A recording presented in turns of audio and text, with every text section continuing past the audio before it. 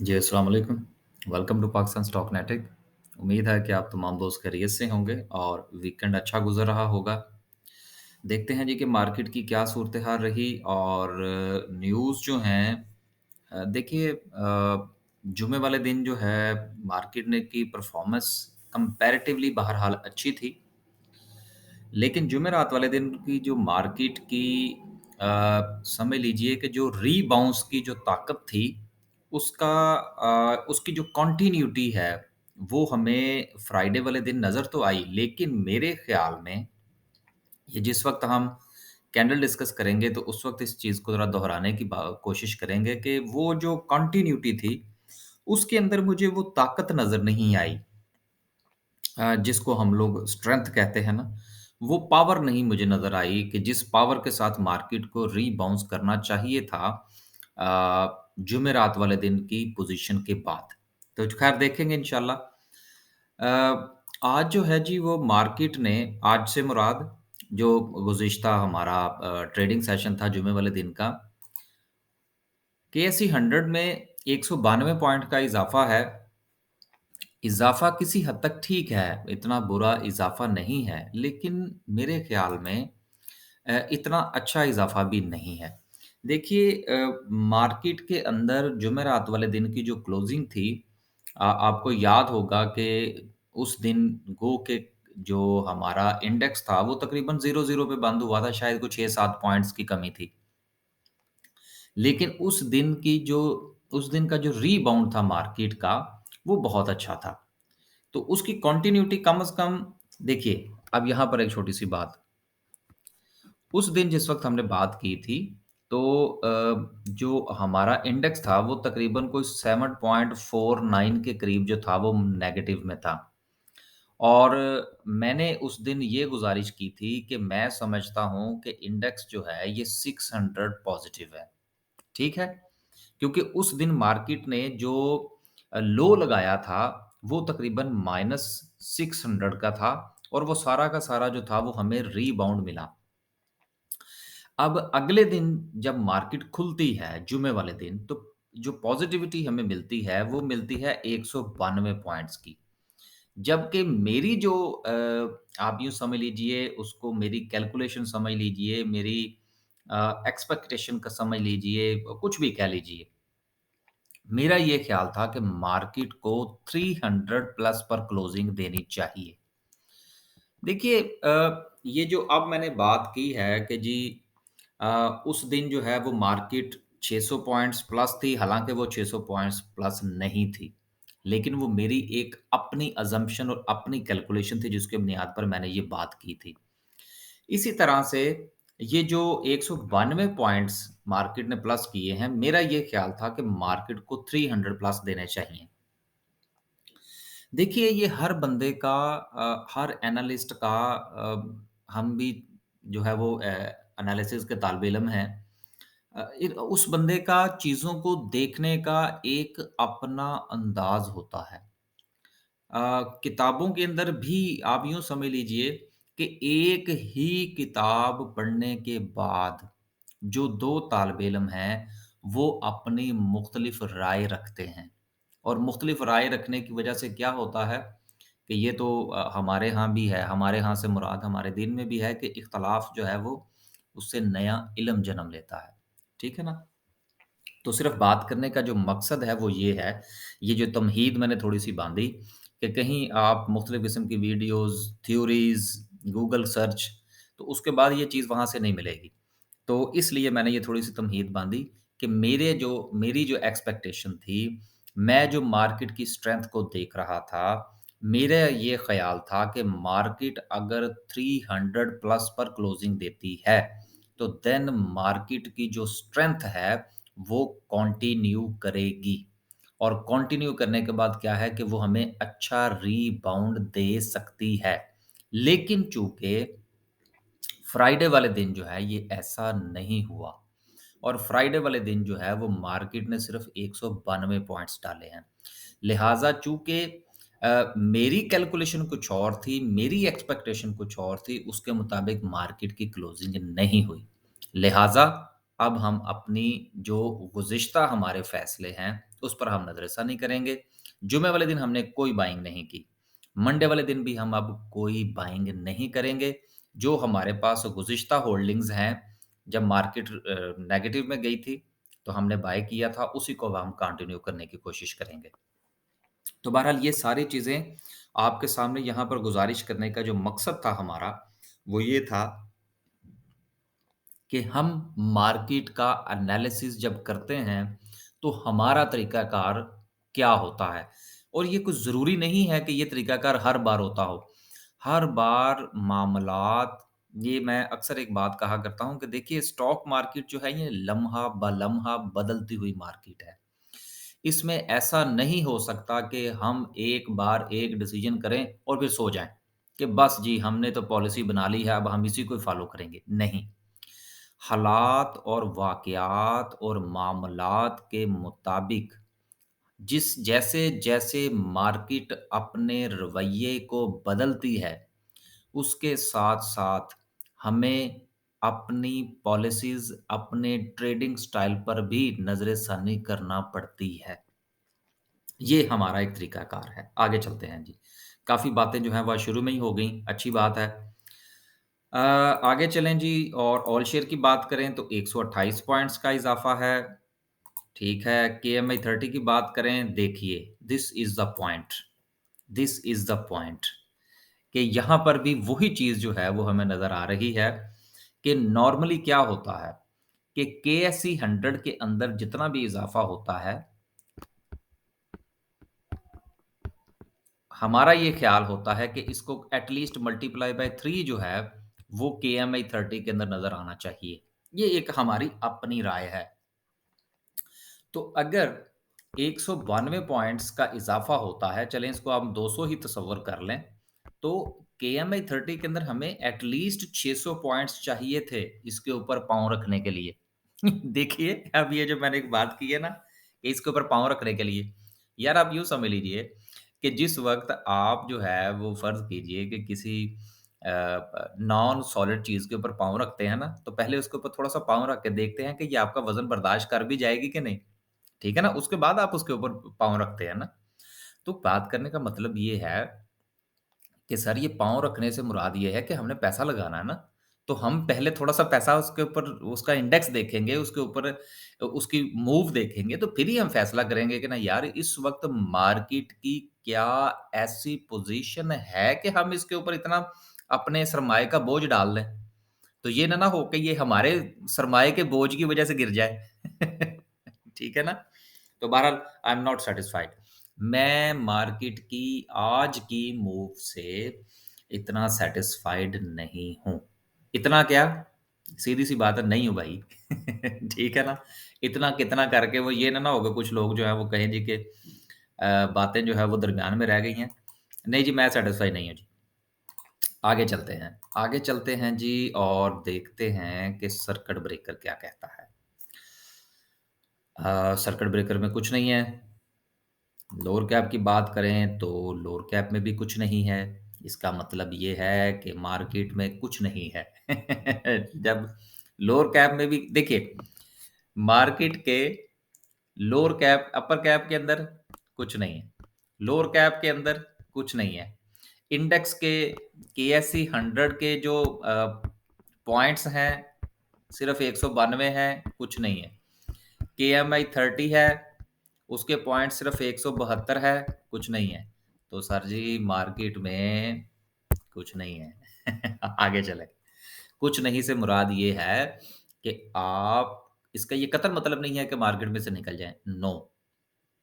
अब इसका मतलब क्या है? इसका मतलब ये है कि जुमेरात वाले दिन मार्केट जो है वो रिबाउंड देती है। हम अपना ज़हन बनाते हैं कि जी हम मार्केट में मिसाल के तौर पर 5,000 शेयर बाय करेंगे, ठीक है? फिर हमने फ्राइडे को देखा, खामोशी से बैठे रहे कि क्या सिचुएशन चलती है। मार्केट ने उतना अच्छा परफ़ॉर्म नहीं किया। अब जहाँ हमने 5,000 शेयर खरीदने थे, वहाँ हम 1,000 खरीद लेंगे और फिर देखेंगे कि मार्केट क्या करती है। मार्केट में से भागने का कोई मूड नहीं है हमारा। आगे चलते हैं जी। आगे चलें और देखते हैं कि ग्राफ़िकल व्यू क्या कहता है। ग्राफ़िकल व्यू में टेक्नोलॉजी सेक्टर है, इन्वेस्टमेंट बैंक्स दूसरे नंबर पर हैं, food, power generation, commercial banks, engineering है, ग्लास एंड सिरामिक्स। काफ़ी दिनों के बाद ग्लास एंड सिरामिक्स ने अपनी एंट्री दी है टॉप 10 सेक्टर्स के अंदर। सिंबल्स की बात करें, अब ये देखिए, ये वो रीज़न है जिसकी वजह से हमें मार्केट में कुछ नज़र नहीं आ रहा था। ना केएससी 100 के अंदर, ना हमारे दीगर मामलात के अंदर। उसकी वजह सर ये देखें ना कि सबसे ज़्यादा वॉल्यूम लगा ही 15 से 17 मिलियन का है। जबकि आपको पता है कि हम मोस्टली जब इन चीज़ों को डिस्कस करते हैं तो हम ये इस चीज़ का अंदाज़ा ज़रूर लगाते हैं कि यार मार्केट के अंदर वॉल्यूम कैसा था। इसका मतलब ये हुआ कि जुमेरात वाले दिन की जो मार्केट की रीबाउंस थी, उसके ऊपर लोगों का ज़्यादा एतमाद नहीं रहा।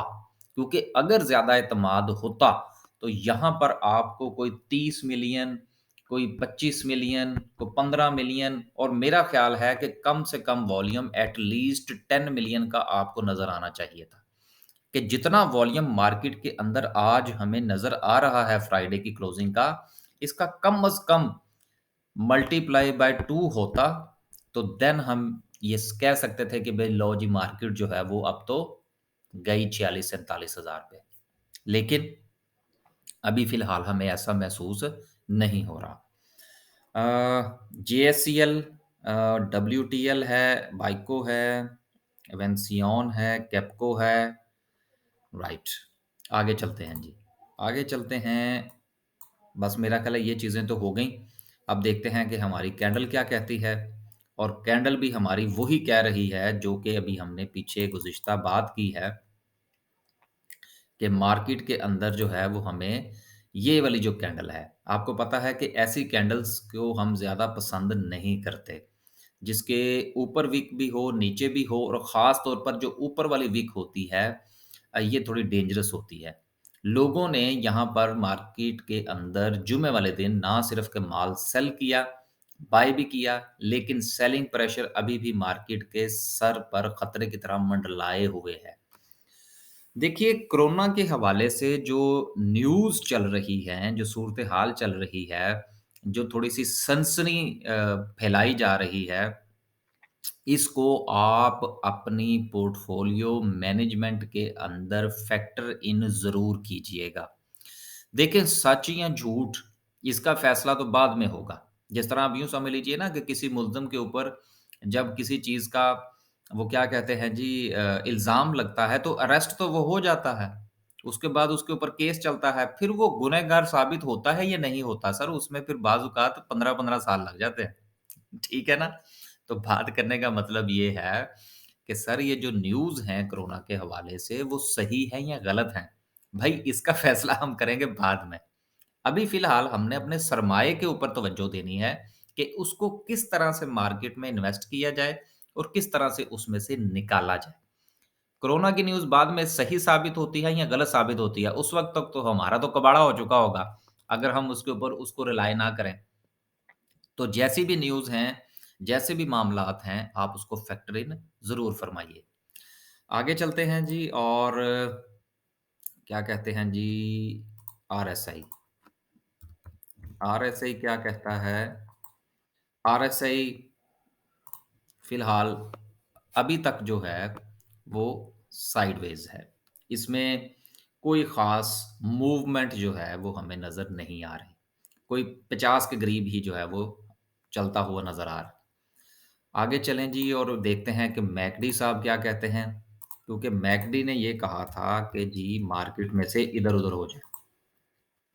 राइट, मैकडी भी अपनी बात पर कायम है और अगर आप ये थोड़ा-सा मुलाहिज़ा फ़रमाइए कि ये जो बढ़ते हुए हिस्टोग्राम हैं, अब आप ये देखिए।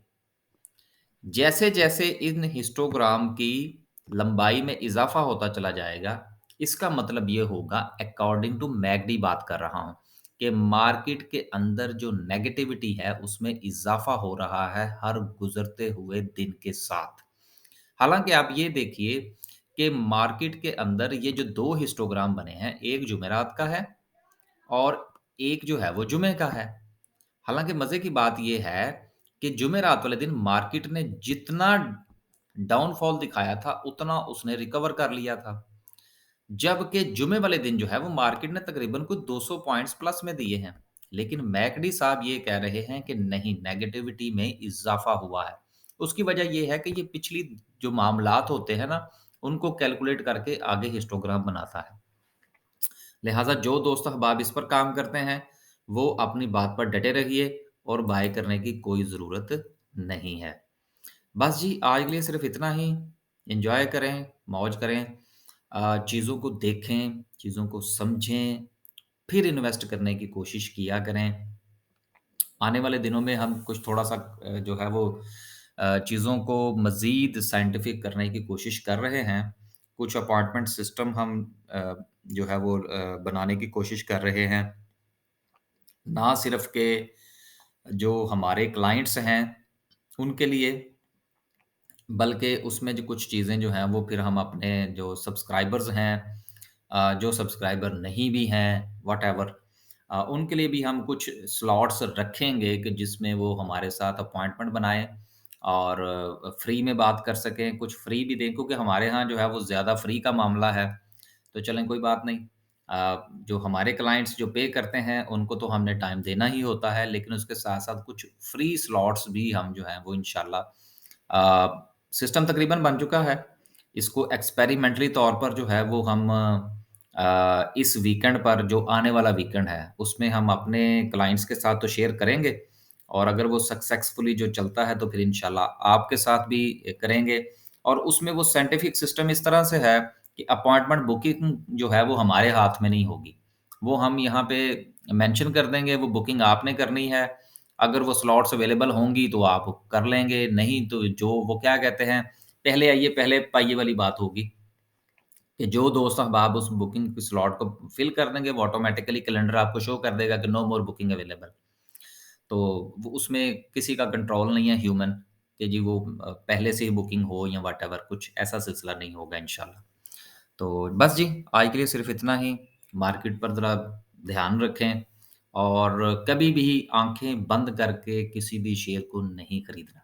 हमेशा आँखें खोल कर और अपने खून पसीने की जो कमाई है उसको बाकायदा तौर पर एनालाइज़ करके फिर आपने खर्च करना है। इस पर भी कभी बात करेंगे। मैंने एक एक मर्तबा इसके ऊपर बात कर भी रखी है, लेकिन शायद मेरा ख़्याल है हमारे इस चैनल पर नहीं है। वो कहीं और मैंने बात की थी।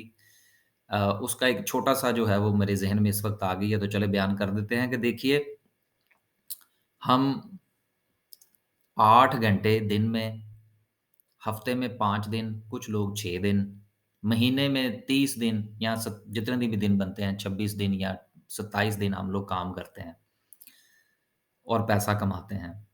इतनी मेहनत के बाद हमें अगर फाइनेंशियल मैनेजमेंट नहीं आती, तो फिर क्या होता है कि वो इतनी मेहनत का पैसा जो कमाया हुआ है, 26-27 दिन की मेहनत के बाद, वो बाज़ औक़ात 26 से 27 सेकंड के अंदर जो है, वो हम ज़ाया कर बैठते हैं।